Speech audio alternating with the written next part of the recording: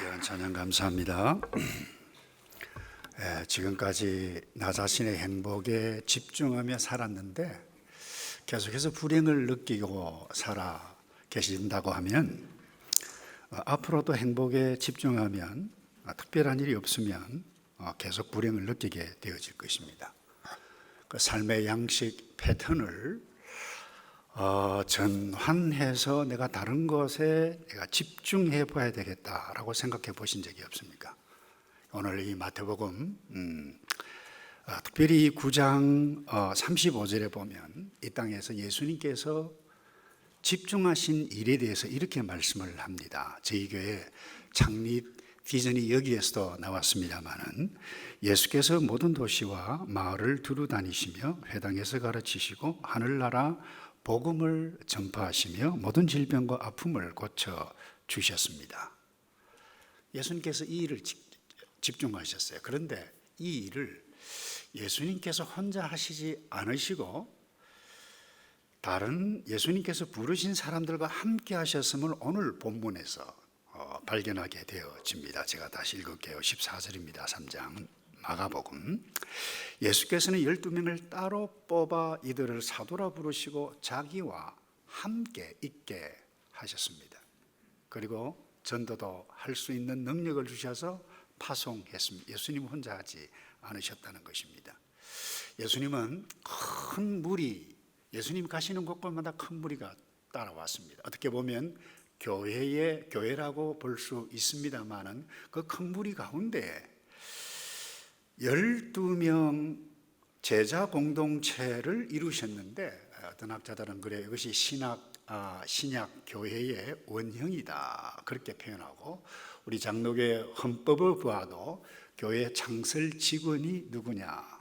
사도들이다 이렇게 선명하게 기록이 되어져 있습니다. 여러분, 교회 공동체의 정체성이 무엇인지, 무엇이어야 하는지를 선명하게 우리에게 보여주고 있는데, 그 첫째가 예수님과 함께한 사람들이라는 것입니다. 예수님의 임재를 누리는 것입니다. 자, 보세요. 제자들끼리만 있으면 사람들입니다. 그런데 그 사람들 위에 예수님께서 함께 계셨을 그때는 완전히 성격이 바뀝니다. 교회가 됩니다.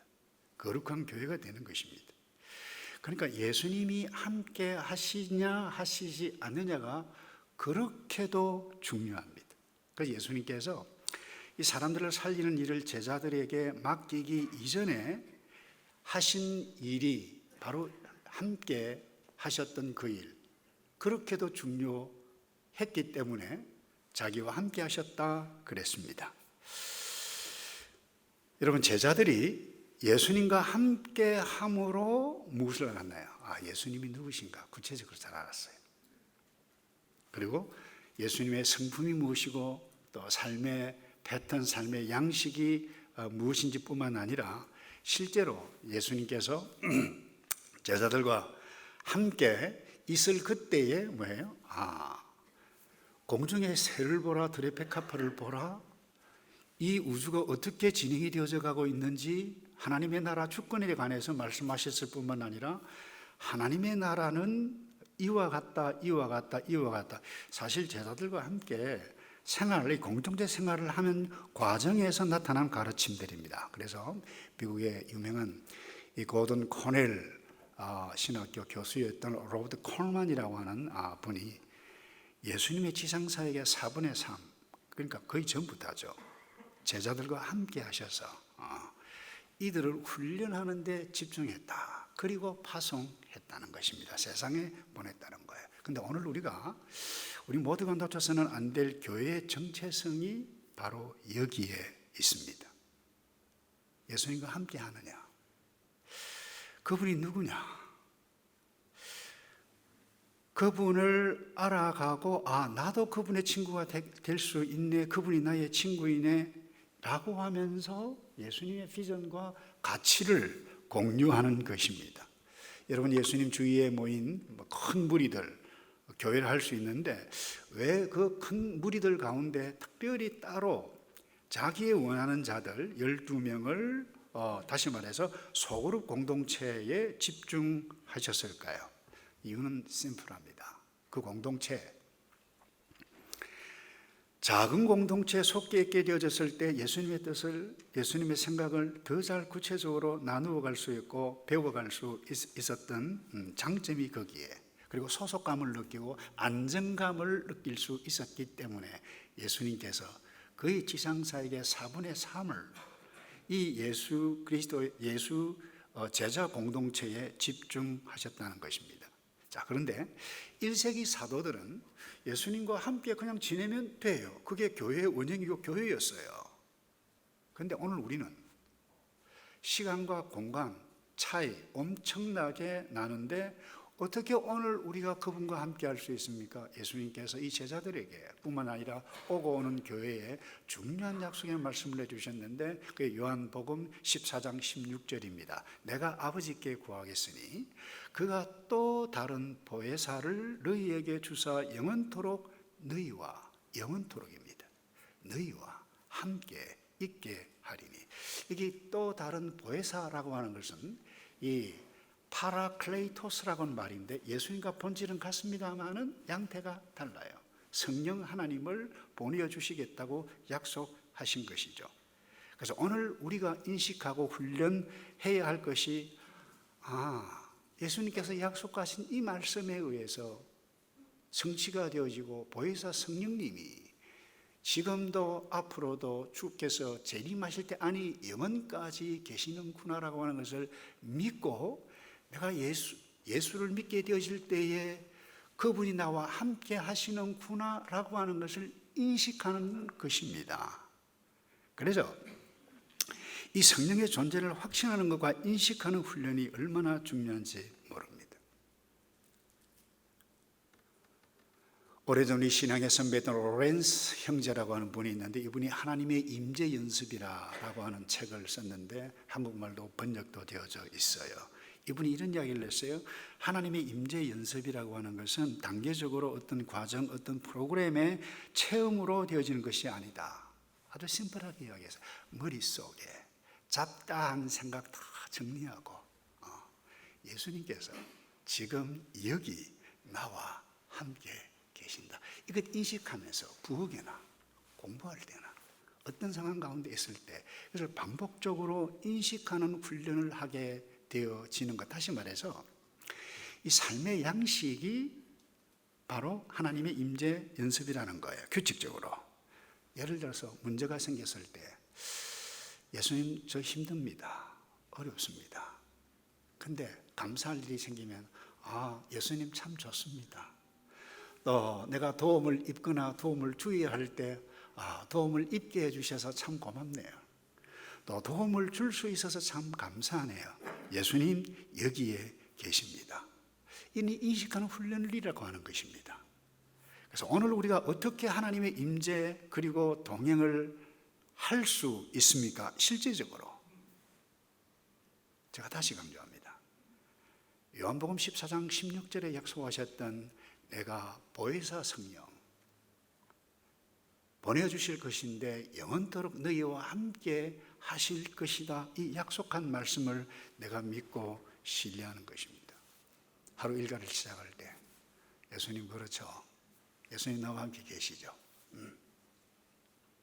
인식하는 겁니다. 말을 해도 되는 것입니다. 나는 예수님의 특별한, 하나님의 특별한 부르심을 입은 사랑이 있는 사람입니다. 제 가족이 있음을 감사합니다. 친구가 있음을 감사합니다. 그리고 이 가족 모든 이웃으로 또 선행으로 사랑할 수 있게 해주신 것 도와달라고 이와 같은 인식과 훈련의 반복이 이어질 때에 그것이 우리의 습관이 되는 것입니다. 그게 우리의 삶이 되는 것입니다. 그게 우리의 삶입니다. 에녹이 300년 동안 이 세상의 농경문화권 속에서 300년 동안 동행했다. 다른 것 아닙니다. 하나님 나와 여기 계시지요. 여러분 그것이나 오늘 우리가 누리는 것이나 다를 바가 없다는 것입니다. 이 로렌스 형제는 특별히 예배를 강조했습니다. 왠가하면 예배는 우리 공동체가 함께 모여서 예배를 드릴 때 나 자신이 누군지를 우리 모두가 깨닫게 해주는 좋은 채널일 뿐만 아니라 하나님의 영광, 우리의 소망 가운데 우리의 소망이 어디 있는지를 깨닫게 해주는 놀라운, 다시 말해서 하나님의 임재를 인식해 갈 수 있는 하나의 채널이기 때문에 그렇다. 예배를. 그래서 하나님을 사랑하는 자는, 하나님의 임재를 느끼는 사람은 이 예배의 중요성을 안다는 것입니다. 이게 교회입니다. 근데 어느 순간에 교회는 점점 제도화되고 종교화되어진 지 꽤 됐습니다.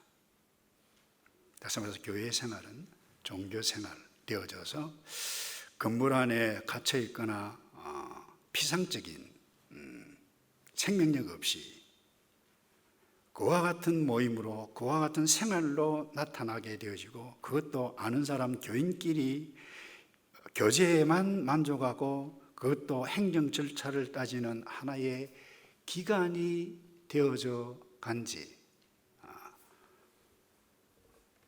오래되었다라고 하는 생각을 목사인 저희지만 지울 수가 없습니다. 영국의 목사님이지만 사우스아프리카에서 거의 생을 다 마치신 앤드류 머레이라고 하는 분이 있습니다. 이분이 이런 이야기를 했습니다. 당신이 아직 날마다 내가 그리스도 안에 있다고 말하기에 나약할지 모릅니다.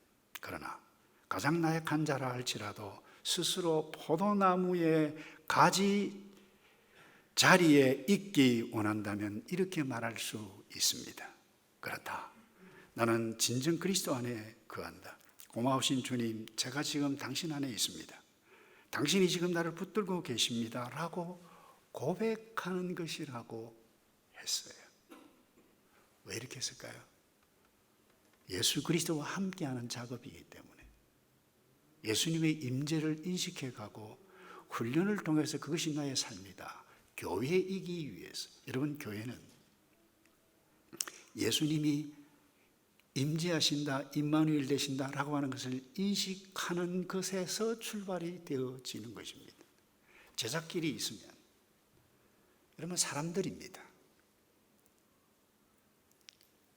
여러분, 교회는 생명이신 예수님과 동거하고 그 생명이 세상에 나가 사람들을 변화시키는 공동체임을 알고 이 성격을 회복하는 일이, 이것이 교회 공동체인데, 여러분 제가 질문 하나 할게요.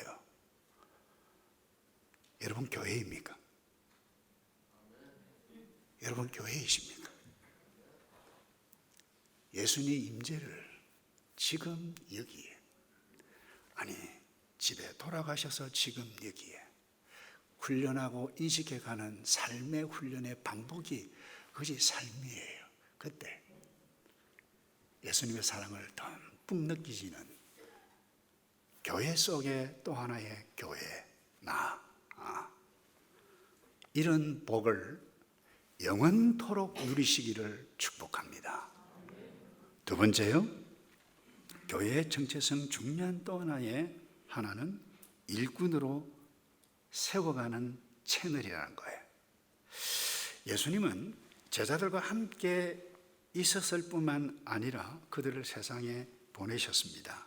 그리고 전도도 하게 해주셨는데 그냥 보내신 것 아니라 능력도 주셨어요. 제가 다시 읽습니다. 또 보내사 전도도 하며 15절입니다. 귀신을 내쫓는 권능도 가지게 하려 하심이라.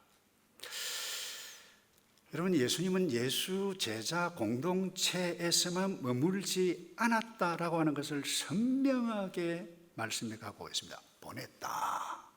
이것은 헬라어로 아포스텔레라고 하는 것입니다.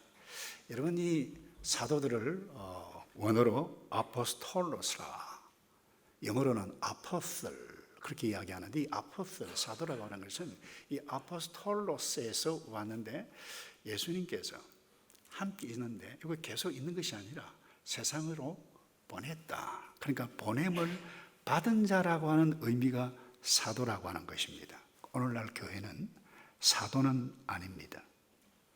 사도는 1세기 12제자들, 부활하신 주님을 만났던 사도 바울 외에는 사도가 아닙니다. 그러나 교회는 사도성을 지니고 있는 사람들입니다.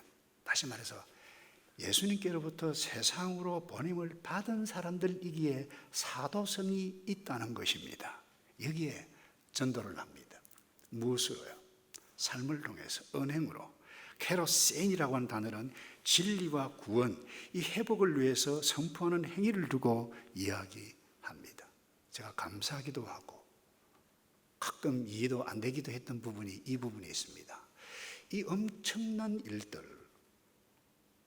좀 괜찮은 사람들, 똑똑한 사람들, 지혜 있고 좀 죄송해요, 빽도 있고 능력도 있는 사람들을 사용하면 얼마나 좋았겠는가라고 하는 생각을 했는데 오늘 본문에 어부들입니다. 갈릴리 어부들 주로.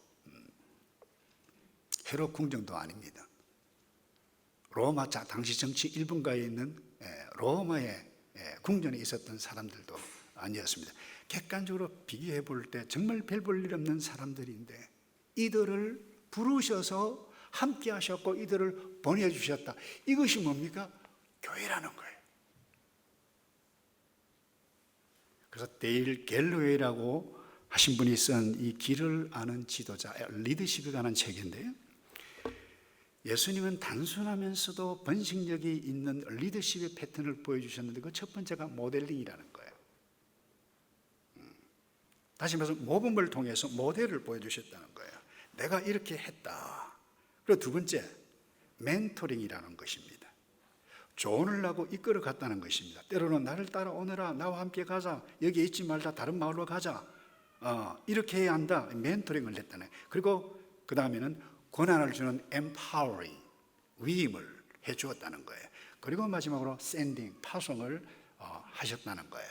제가 다시 읽습니다. 보내사, 전도도 하며 귀신을 내어 쫓는 권능도 가지게 하려 하심이니라. 이 모든 과정이 뭐예요? 예수님께서 이 땅에 오셔서 집중했던 일입니다. 우리 교회 창립 비전이 바로 여기에 있어요. 교회가 뭡니까? 이 일을 행해가는 것, 예수님의 비전과 가치를 가지고 함께 나아가는 것, 내가 가정에서, 학교에서, 직장에서 이 뜻을 가지고 난 부름받은 일꾼이라고 하는 것 뿐만 아니라 내가 우리의 자녀들을 이런 일꾼으로 세워간다. 그것이 가정교회입니다.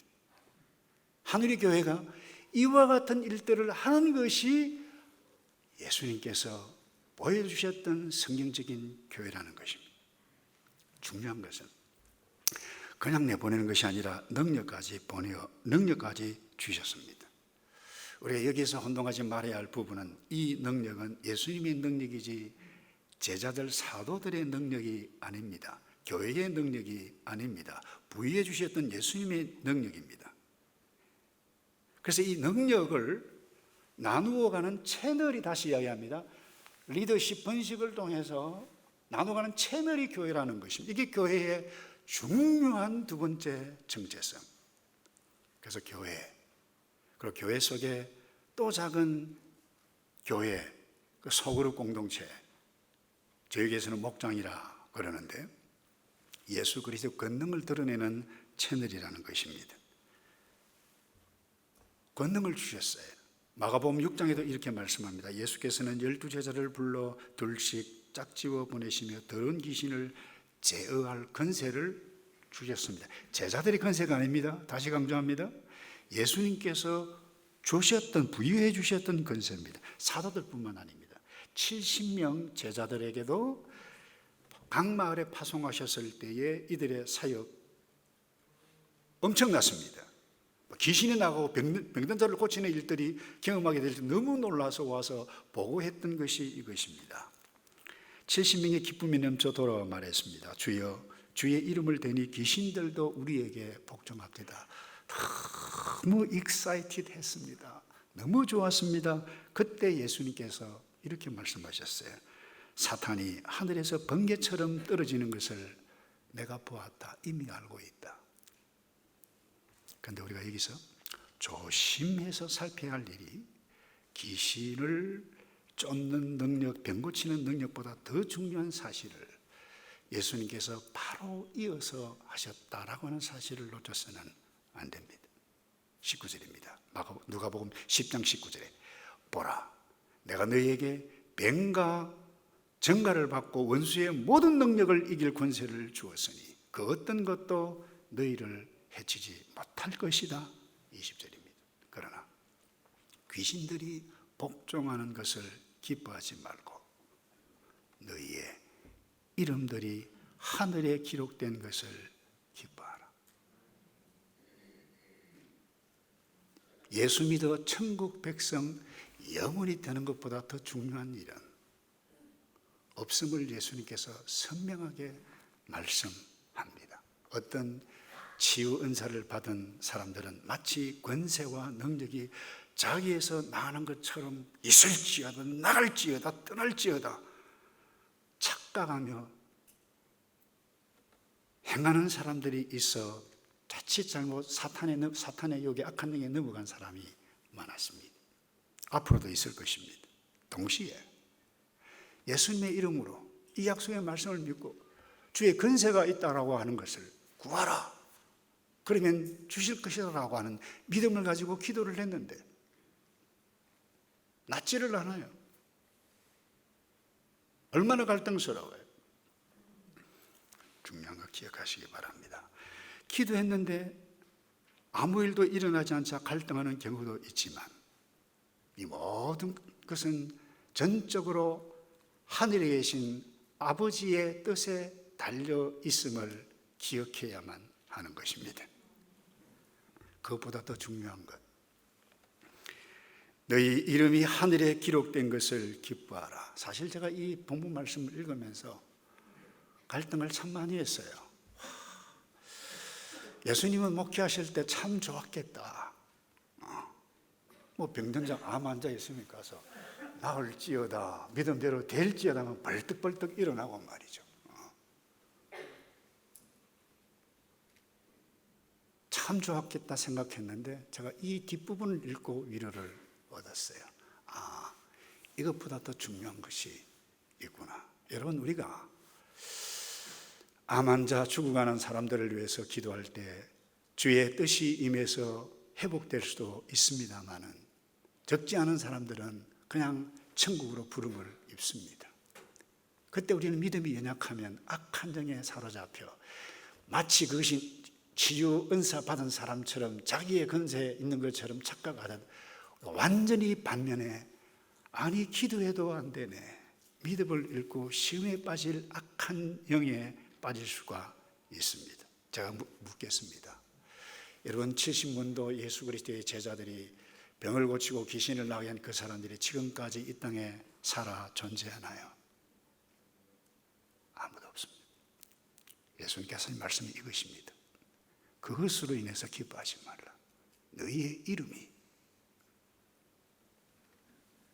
하늘에 기록된 것을 기뻐하라. 이것 때문에 우리가 정신 차려야 되는 거예요. 악한 영에 쏙지 않기 위해서 사도 바울이 에베소 교회 성도들에게 이런 메시지를 주셨습니다. 에베소 6장 10절입니다. 마지막으로 여러분은 주 안에서 그리고 주의 힘의 능력으로 강건해지십시오. 마귀의 계략으로 대적해 설 수 있도록 하나님의 전신갑주를 입으십시오. 우리의 싸움은 혈과 육에 대한 것이 아니라 권력, 권세들과 이 어두움의 세상 주관자들과 하늘에 있는 악한 영들에 대한 것이기 때문입니다. 그러므로 하나님의 전신갑주를 입으십시오. 그 다음에 이는 여러분이 악한 날에 능히 대적하고 모든 것을 행한 후에 굳건히 서기 위한 것입니다. 아멘. 여러분, 제자들, 주께서 주신 권세 있어요. 교회들, 에베소 교회, 오늘 우리 교회 뿐만 아니라 모든 지상교회, 주께서 함께해 주셔서 이 일들을, 천국의 이름들을 기록해 갈 수 있는 일들을 위해서 우리로 부르셨고, 이 놀라운 일들의 채널로 하나님께서 우리를 부르셨다라고 하는 사실을 놓쳐서는 안 됩니다. 오늘 우리 모든 우리 하늘의 교회 공동체가 회복해야 할 가장 급선무가 이것입니다. 오늘 교회는 내가 보냄을 받았다라고 하는 생각, 일꾼이 아니라 참여자, 예배 구경꾼, 은혜 받고 돌아가고, 와 좋다, 여기에 머물도록 오늘날 잘못된 교회의 양태들의 모습이 나타나고 있다는 것입니다. 특별히 미국의 빌 베켐이라고 하는 분은 아주 따갑게 특별히 미국 교회를 비판을 했습니다. 교회가 마치 세상 마케팅 전략을 갖고 접근해서 막 사람들을 모으기 위해서 소비자로 삼는다는 거예요. 구경꾼으로 전락시켰다는 것입니다. 내가 어느 교회 가면 더 큰 유익을 얻을까? 손님 취향에 맞추기, 손님 끌어들이기, 쇼핑몰식,